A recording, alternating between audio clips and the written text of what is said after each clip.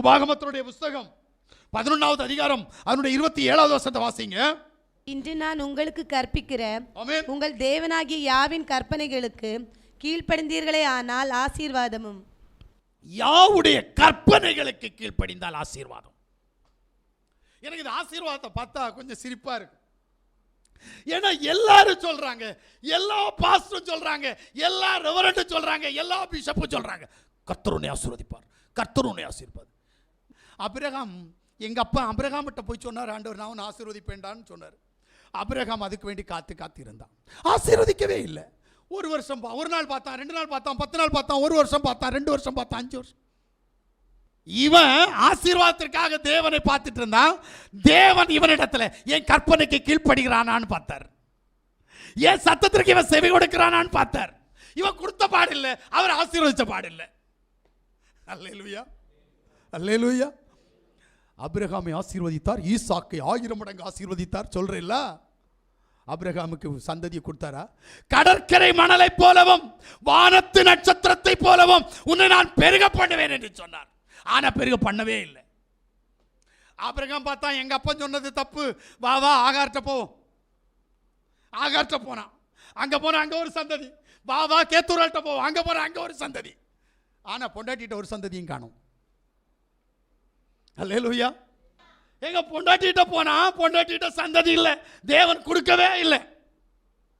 வேலைக்காரிட்ட போன பொண்டாட்டி தந்திரமா சொன்னா, நான் கிளவி ஆயிட்டேனா, உனக்கு கடவுள் கொடுத்த வாக்கு தத்தம் உண்மையா இருக்கும், என் வேலைக்காரிட்ட போனா உனக்கு சந்ததியை பெருக பண்ணுவார். எங்க தேனிட்ட பணியாரம் போல பெண்டாட்டி சொன்னது அப்படியே கேட்டான். யோசிக்கிறீங்களா? ஒரு வார்த்தை கூட மறுபேச்சு பேசல. ஏமா நான் தான் ஓம் புருஷன் இல்லவா, நீ போய் கண்டவள்கிட்ட போய் சொல்றியே, ஏமா கேட்டானா? கேட்கவே இல்லை. பொண்டாட்டி சொல்றது அவ்வளவு தலையடை மந்திரம், விழுந்துட்டான். அல்லேலூயா. ஆபிரகாம் பார்த்தான், இதை எனக்கு சந்ததியா மாத்தோன்னு கேட்டான். ஆண்டவர் சொன்னா, டே இவன் எல்லாம் உனக்கு சந்ததி இல்லடா, அப்ப என் வேலைக்காரனே அது மாத்தும். இல்லை, உனக்கு நான் தருவேன். பார்த்தான், என் பொண்டாட்டிக்கு பிள்ளை இல்லை, ஆகாருக்கு கிடைச்ச பிள்ளையும் சந்ததி இல்லைன்றாரு. அப்ப கேத்தூரால்கிட்ட போவான்னு அங்க போனான். கேத்தூராலு கிடைச்ச பிள்ளைகள் பாகாய் மதத்தை உருவாக்கிட்டான். அவனும் இவருக்கு சந்ததி இல்லை. ஆண்டவர் இதையெல்லாம் பார்த்துட்டு மௌனமா இருந்தார். எப்படா நீ திருந்துவேன்னு கேட்டார். எப்படா நான் உன்னை ஆசீர்வதிப்பேன், நீ கவலைப்படாது, எப்ப திருந்துவ? எங்க 25 வருஷம் எடுத்தாங்க திருந்துவதுக்கு. 1 வருஷம், 2 வருஷம், 5 வருஷம், 10 வருஷம் இல்ல, 25 வருஷம் எடுத்தான் திருந்துறதுக்கு. இப்ப திருந்தினான் என்று கண்டபோது மனைவிக்கு பிள்ளையை கொடுத்தார். அல்லேலூயா. தேவன் நீங்க நினைக்கிற மாதிரியா? நீங்க ஒவ்வொருத்தரும் அவனுடைய வார்த்தையை கேட்டா போதும், கீழ்ப்படிஞ்சா போதும், சத்தத்திற்கு செவி கொடுத்தா போதும், கற்பனையை கை கொண்டா போதும். ஈஸி கான்செப்டுங்க. ஆனா செய்ய மாட்டோம். என்ன சிந்தனையில தோணுது? மனுஷனுக்கு செம்மையாய் தோன்றுகிற வழி உண்டு, அதனுடைய முடிவு மரணம் என்பதை அறியல. ஆமென். இப்ப எல்லாம் நினைச்சிட்டு இருப்பீங்க, ஏன் இவர் இந்த மாதிரி கத்துறாரு? எனக்கு நீ தேவனுடைய ராஜ்யத்திற்கு போகணும். அல்லேலூயா.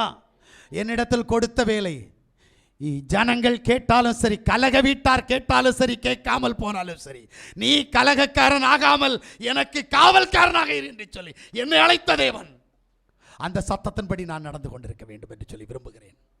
அல்லேலூயா. எனக்கு யாருக்கும் முகஸ்துதி போட வேண்டாம், எங்க அப்பாவுக்கு மட்டும் சரண்டர் ஆகணும். அல்லேலூயா, அல்லேலூயா. நான் இங்கே இருக்கிறவங்களுக்கெல்லாம் முகஸ்துதி போட ஆரம்பித்தேன், என் காணிக்கப்பட்டி நிரம்பிடும், தசம பாகம் என் கை நிறைய வந்துடும். எனக்கு அப்படி தேவையில்லை. எனக்கு தேவை உங்களுடைய உள்ளான மனுஷன் தேவனிடத்தில் போகணும். அல்லேலூயா. அவர் உங்களுக்காக காத்து கொண்டிருக்கிறார். ஒரு பாவி மனம் திரும்புவது பரலோக ராஜ்யத்தில் மிகுந்த சந்தோஷம் என்று சொன்னார். அல்லேலூயா. இப்போ பாவிகள் மனம் திரும்புவதற்காக எச்சரிப்பின் சத்தத்தை கொடுத்து கொண்டிருக்கிறார் தேவனுடைய ஆவியானவர். அல்லேலூயா.